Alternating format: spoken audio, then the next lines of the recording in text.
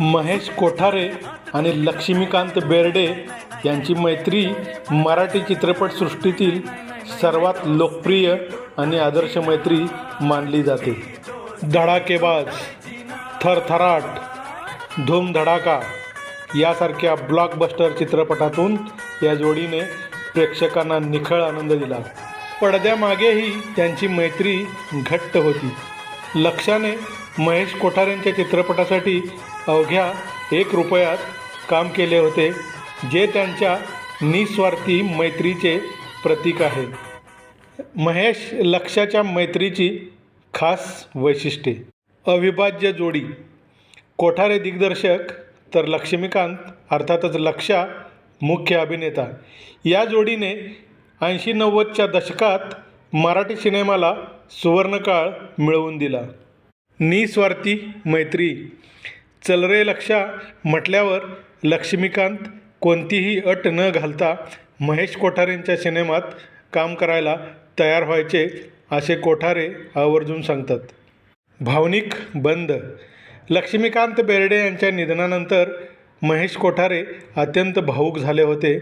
असा मित्र पुन्हा होणे नाही अशा भावना त्यांनी व्यक्त केल्या होत्या.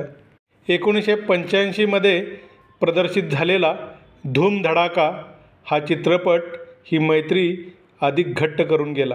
त्यानंतर त्यांनी अनेक सुपरहिट चित्रपट दिले. या जोडीने दिलेले काही संस्मरणीय चित्रपट दे दनादन, थरथराट, धडाकेबाज आणि झपाटलेला. त्यांच्या चित्रपटांमध्ये विनोद, थरार, संगीत आणि कुटुंबप्रधान मनोरंजन यांचा सुरेख असा मेळ होता. कोठारेंचे दिग्दर्शन आणि लक्ष्मीकांत बेर्डे यांचे अफलातून टायमिंग ही जोडी बॉक्स ऑफिससाठी हमखास यशाची खात्री मानली जात होती. लक्ष्मीकांत बेर्डे यांचे विनोद हा केवळ हसवण्यासाठी नव्हता, तर तो निरागस आणि कौटुंबिक असायचा.